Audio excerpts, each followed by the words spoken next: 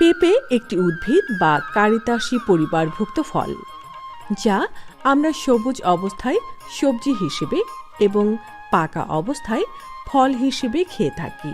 পেঁপেতে রয়েছে আমিষ, স্নেহ, খনিজ পদার্থ, ফাইবার, শর্করা, vitamin C, sodium, potassium, iron ও খাদ্যশক্তি।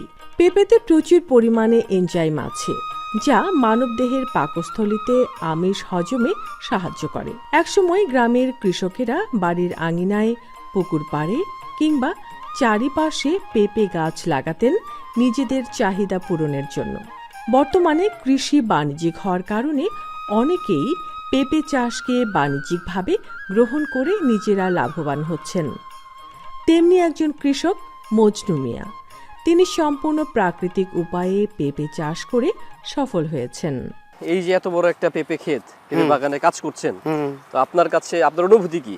আমার কাছে এই বাগানে কাজ করার মতো আমার এত উৎসাহ লাগে তার কবার না। মনে হয় এই গাছপালা যত আছে সব আমার ছেলেদের মতো, এত সুন্দর লাগে তার কবার না। সব সময় আমি এই বাগানের ভিতরে পড়ে থাকি। আমার মালিকও আসে, আইসা এটা আমার মালিক আমার বিশ্বাস পায় না, পরে ফোন দেয় তখন দেখা যায় আমি এক জায়গায় দাঁড়াইছি।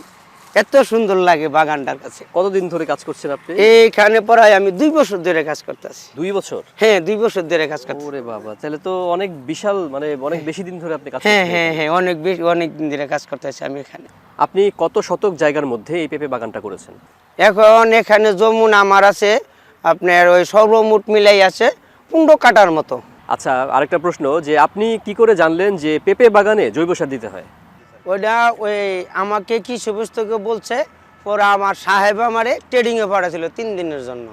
সেখানে ট্রেডিং দিয়েছি, সেখানকার অফিসার আছে, উনি আমার রেশমার বাড়ি নিয়ে সব কিছু দেখাইছে কীভাবে পদ্ধতিতে আমার কেঁচো সার বাড়বে এবং আমার সারটাও বাড়বে, আমার কেঁচোও বাড়বে।